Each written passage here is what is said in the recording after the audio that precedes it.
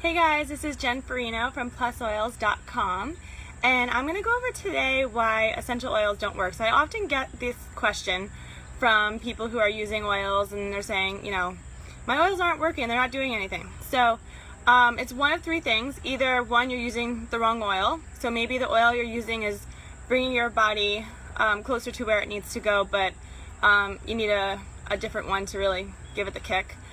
The second reason is you might not be using it consistently. So often we forget, or we just, life just gets too busy and we're not using them consistently. So that's why the Young Living products are so powerful, because you brush your teeth every day, you clean your house every day, and when you have products with pure essential oils in them, then you have the ability to use them without even, get the benefit of it without adding something else to your routine. The third reason why they might not be working is you might be using an oil that's not pure.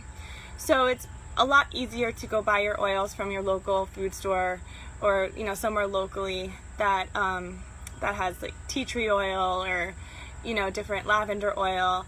But if the oil is extended or adulterated, it makes the oil either negate itself. So basically the oil, what it's going to do is, if there's something in that bottle that doesn't belong there, the oil is going to start to detox itself, right? And so then by the time it works on you, it's not going to have any therapeutic qualities left. The other reason, the other warning is that if there's something in that bottle that doesn't belong there, it can also do damage. So this is where a lot of the essential oil warnings come from, is non-pure oils, because what is in that bottle is not what is not good for us. So, and when the oils are bonded to it, it's gonna drive it in and allow it to cross parts of your body where it shouldn't belong. So, extended and adulterated oils are created to increase volume. So it's really a very smart business decision. It's not a good wellness decision, right? The constituents can also be isolated. So if you have an essential oil, it has hundreds of thousands of different molecules within it. But if a compound is pulled out, duplicated, then put back in, we're messing with the complete oil and we're making it adulterated, and this is also very dangerous. It's kind of like if you were doing research on baking soda to see how cake tastes. Baking soda is an ingredient in cake, right? But the baking soda doesn't give you enough information about the cake. So you don't want to, when you do research on essential oils, don't look at individual compounds, look at the overall oil. Make sure that the research study that you're reading is looking at the entire oil together, and also a pure oil. So there are toxic compounds in essential oils, so you will find that in your research that, the substance. So for instance, myrrh has xylene, a compound called xylene, and xylene is a very poisonous substance.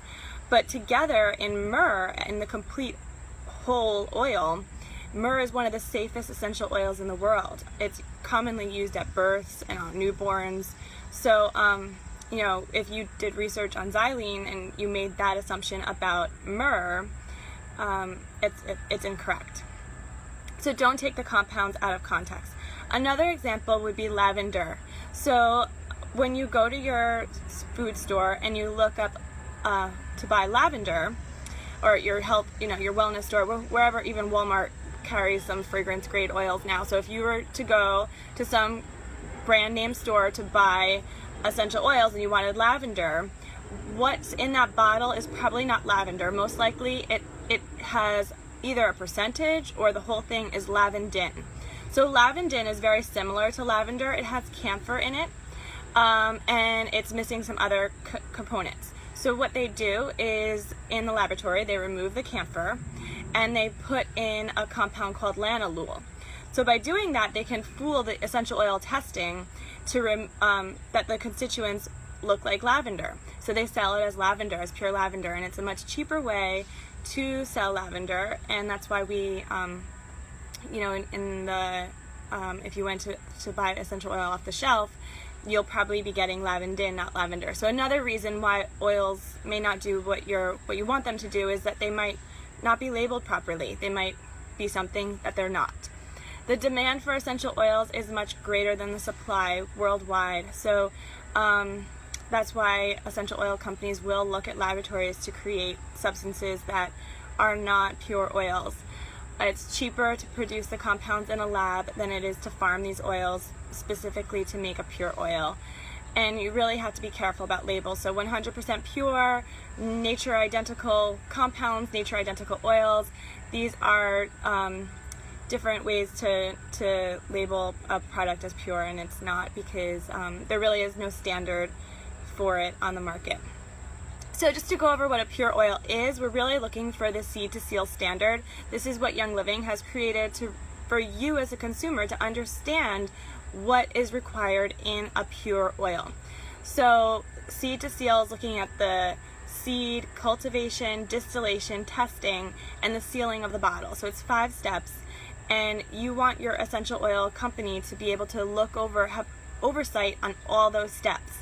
Most essential oil companies will go to a farmer and say, or just a supplier, and say, I want essential, like lavender, and they'll get the lavender, but they didn't see any of the process before that bottle.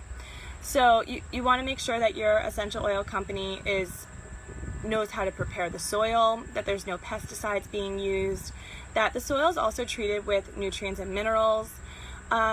Cultivation, harvesting, distillation all have to be done at specific times to get the therapeutic quality. So if you're looking for your essential oil to work, make sure that your essential oil provider knows how to seed, cultivate, harvest, distill. Harvesting has to be at specific times, and after it's harvested, it either has to wait to be distilled, or it has to be distilled right away, depending on the plant or what is the temperatures outside.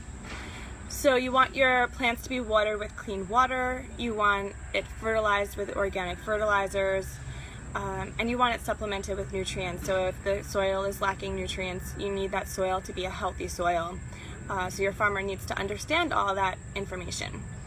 Distillation must be at the right temperature and pressure. So depending on your plant, the plant might be more delicate or might need more pressure or temperature, so you need to be careful with that. Otherwise, if your essential oil provider doesn't know that, you're gonna get an essential oil that's not therapeutic. So all this has to be in foresight as they're walking through the farming and all the processes that take place in your essential oil. So the Young Living Seed to Seal standard guarantees that all these methods produce the highest quality pure essential oil. And if you don't believe me, you can actually go participate at a farm. You can go to a distillation. I've been to the Utah farm and the farm in Idaho, but there's complete transparency. You can go learn about the Seed to Seal process and what takes place, not just in that process, but also in the research behind it. How did Young Living determine, what pressure, what goes into the temperature, the distillation process? All this is really, really, really important. So if you're worried about your essential oils not working, make sure you are getting your oils from a good supplier. All right, bye-bye.